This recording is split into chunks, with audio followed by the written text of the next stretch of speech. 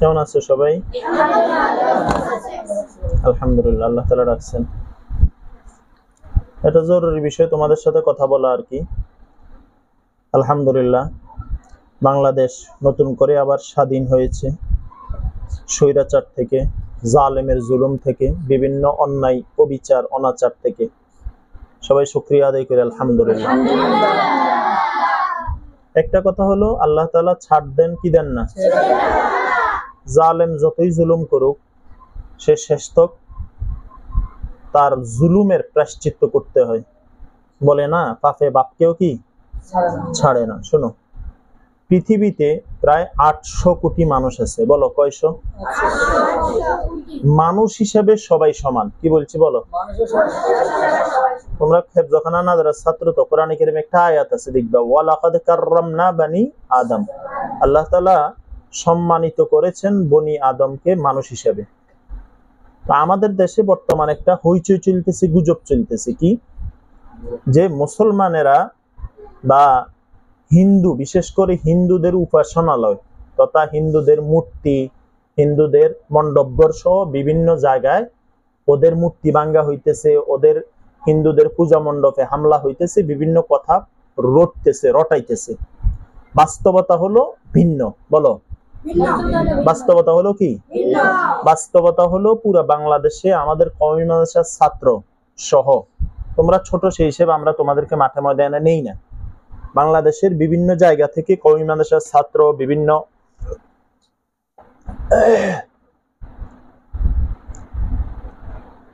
School কলেজের ছাত্র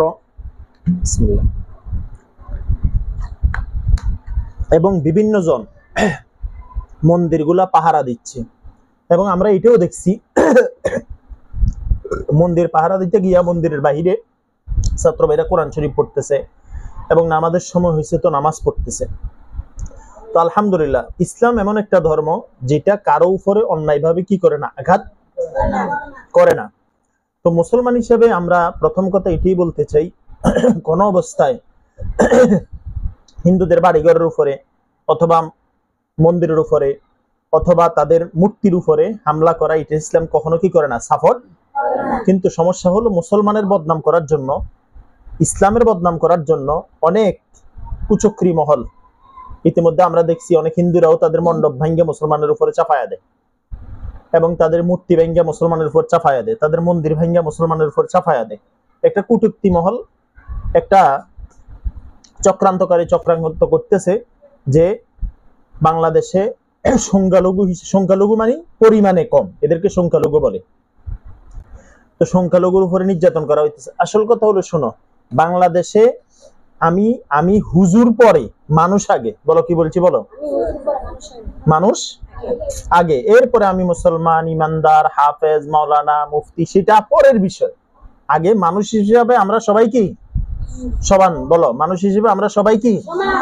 তবে একটা কথা এটা সত্য, ইসলাম ধর্ম কখনো ভিন্ন ধর্মের উপরে আঘাত করা, ভিন্ন ধর্মাবলম্বী হওয়ার কারণে তার উপরে আঘাত করা, তাদের মূর্তির উপরে আঘাত করা, তাদের বাড়িঘর ভাঙচুর করা, আগুন দিয়ে পুড়িয়ে দেওয়া, এটি ইসলাম কখনো কি করে না, সাপোর্ট। আমরাও সাপোর্ট করি না। আলহামদুলিল্লাহ, বাংলাদেশের মতো এত সম্প্রীতির দেশ পৃথিবীর বুকে কোথাও নেই, ঠিক না? আমরা চুল কাটি কোথায়? হিন্দু দোকানে না? আমরা জুতা সিলাই কোথায়? মুসির কাছে, হিন্দু দোকানে।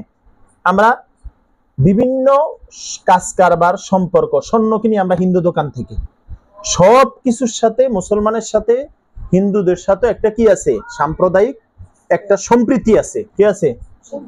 এই সম্প্রীতিকে নষ্ট করার জন্য বিভিন্ন লাইনে বিভিন্ন জন কি করতেছে, চক্রান্ত করতেছে। এবং কি আশ্চর্যজনক কথা হলো, আন্দোলন করতে গেছে মুসলমান, এ আসলে কি মুসলমান, কিন্তু হিন্দুদের পক্ষ হইয়া একটা আন্দোলনকে নস্যাৎ করার জন্য, একটা বিজয়কে নস্যাৎ করার জন্য, মুসলমানদের বদনাম করার জন্য, বাংলাদেশকে ভিনদেশীর কাছে কালারিং করার জন্য, মুসলমানের সন্তান, নাম হইল আব্দুল্লাহ, নাম হইল আব্দুর রহমান, নাম হইল মোহাম্মদ, সে যাচ্ছে হিন্দুদের নাম ধরে, মনে করো বলরাম, নাম কি আব্দুল্লাহ, তার নাম দিছে কি বলরাম, এরকম নাম দিয়া সে হিন্দুদের পক্ষে কি করতেছে, বিধর্মীর পক্ষে স্লোগান দিচ্ছে যে আমাদের ঘর বাড়ি পোড়াচ্ছে কেন। আবার অনেকে জিজ্ঞেস করা হচ্ছে, এটা সংবাদ মানে মিডিয়ার বাইরে জিজ্ঞেস করতেছে আপনার নাম কি, সে নাম বলতে পারতেছে না।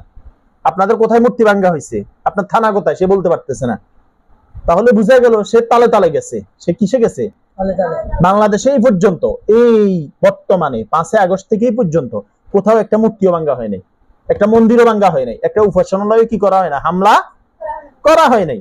বরঞ্চ আশ্চর্যজনক একটা কথা শুনো, রাসূলুল্লাহ সাল্লাল্লাহু আলাইহি ওয়াসাল্লামের মাথা আশ্রয়িত একটা ইহুদি ছেলে, কে? ওই ছেলেটা যখন অসুস্থ হয়ে গেছে, রাসূল সাল্লাল্লাহু আলাইহি ওয়াসাল্লাম তাকে দেখতে গেছেন সেবা শুশ্রূষার জন্য। এতেকাল তার সাকরাত শুরু হবে, রাসূল সাল্লাল্লাহু আলাইহি ওয়াসাল্লাম বললেন যে তুমি ইসলাম ধর্ম গ্রহণ করো। ওই বাচ্চাটা রাসূলের কথা শোনার পরে তার বাপের দিকে বারবার তাকাচ্ছিল। তখন বাপ বলতেছে আবুল কাসেম অর্থাৎ মুহাম্মদ সাল্লাল্লাহু আলাইহি ওয়াসাল্লাম যা বলতেছে তা মানো। তখন ওই বাচ্চাটা ইসলাম ধর্ম গ্রহণ করে ফেলেছে। সুবহানাল্লাহ। ইসলাম হলো শান্তির ধর্ম। ইসলাম ধর্ম মুসলমানদের জন্য শান্তি। বলো, পুরুষের জন্য শান্তি, নারীর জন্য শান্তি, যুবকের জন্য শান্তি, হুজুরদের জন্য শান্তি, মানুষের জন্য শান্তি, হিন্দু বৌদ্ধ খ্রিস্টান সবার জন্য একটা শান্তির ধর্ম। কোনটা? ইসলাম হিন্দুদের অধিকার বাস্তবায়ন করে।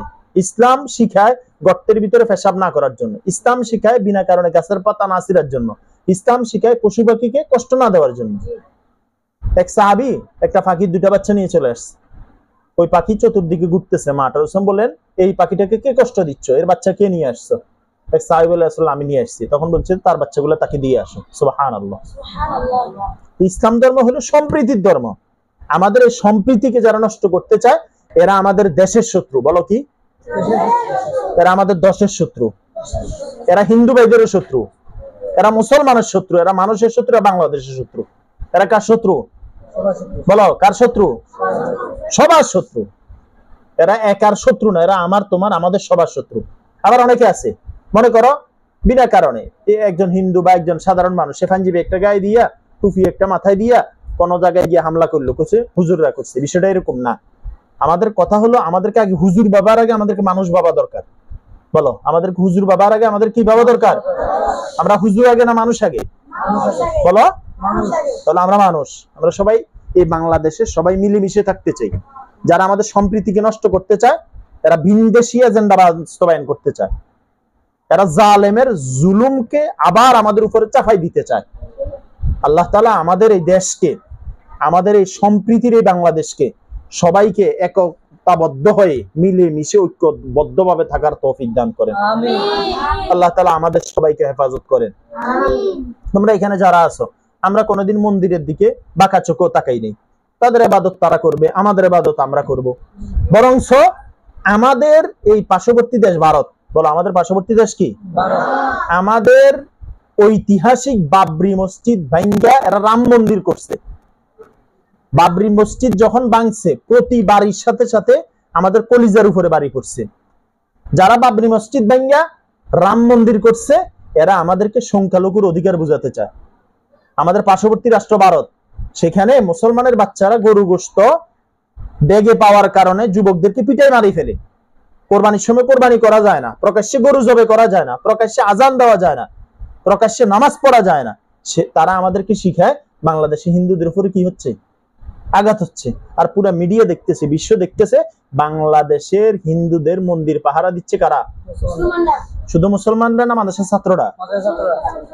আলহামদুলিল্লাহ। তাহলে আমরা গুজবে আর গজবে কান দিব না ইনশাআল্লাহ। আমরা সবাই সম্প্রীতির বাংলাদেশ। এই দেশ আমার, আমাদের, আমার তোমার আমাদের সবার, ঠিক আছে না ইনশাআল্লাহ? আমরা আমাদের আঙ্গিনাকে আমাদের দেশকে সুন্দর রাখবো ইনশাআল্লাহ। আল্লাহ তাআলা আমাদের সবাইকে তৌফিক দান করেন। আসসালামু আলাইকুম ওয়া রাহমাতুল্লাহ।